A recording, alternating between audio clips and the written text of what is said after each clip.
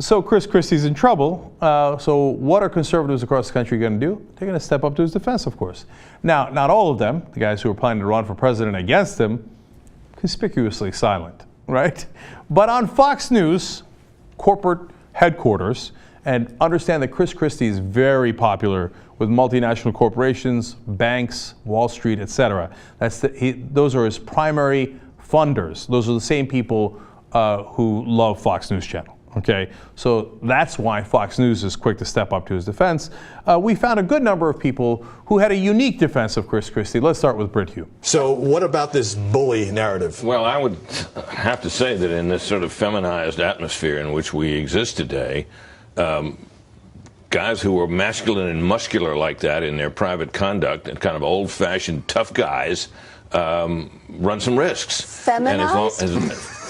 Feminized. Atmosphere. By which you mean? By which I mean that men today have learned the lesson the hard way, that if you act like a kind of an old-fashioned guy's guy, you're in constant danger of slipping out and saying something that's going to get you in trouble and make you look like a sexist or make you look like you seem thuggish or whatever. This guy is very much an old-fashioned, masculine, muscular guy, and there are political risks associated with that. Maybe it shouldn't be, but that's how it is. There's some chance that Britt Hume is in love with Chris Christie. Okay, I mean, first of all, Chris Christie is muscular?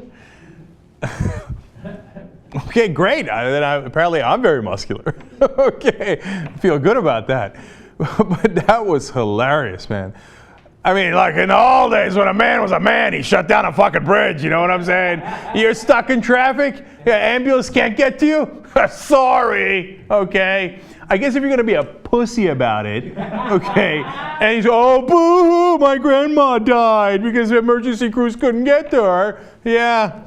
Well, that's not who Chris Christie is. He's our guy's guy. Because guys like it when grandmothers die. Okay. And a tough guy attitude where he tells everybody to shut up, etc. Isn't that ironic? He tells everybody to shut up and then does an hour and 48-minute press conference. Okay, but we're not done yet. Here comes Karl Rove to defend Chris Christie. I don't think the Tea Party is going to seize upon Fort Lee and the George Washington Bridge as their defining difference with Christie. In fact, I think his handling of this, being straightforward, taking action, saying I'm responsible, firing the people, probably gives him some street cred with Tea Party Republicans who say that's what we want in a leader, somebody who steps up and takes responsibility. Oh, I love that. He's probably right. The Tea Party's like, oh, man. That's a guy's guy. That's a tough guy. People, so he doesn't help Hoboken. 80% of it's underwater. Guy's guy, yeah. You're in Hoboken. You got devastated by Superstorm Sandy. You had it coming, you libs.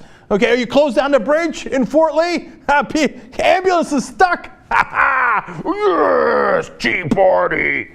I'm serious. I think Rove might be right. I think the Tea Party people might think, man, that guy looks like an asshole. I really like him.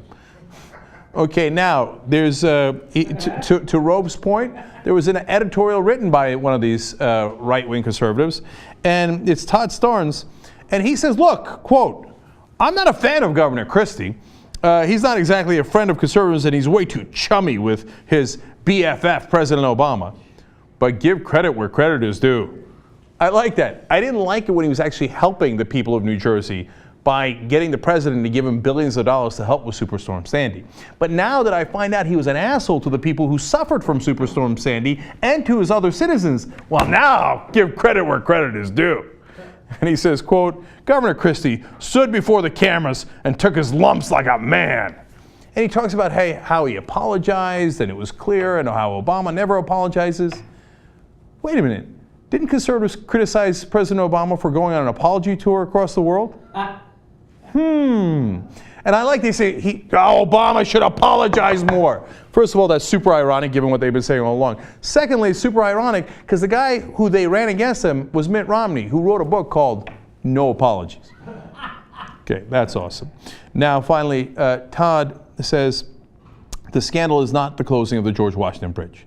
The real scandal is a mainstream media that somehow thinks getting home late for Hamburger Helper is akin to terrorists attacking an American consulate in Benghazi. Now, what does this have to do with Benghazi? Well, if you don't watch Fox News, you might miss it. everything has to do with Benghazi. Okay, like, oh my, I can't believe how windy it was in the playoff game and this driving rain in Seattle. Fucking Benghazi.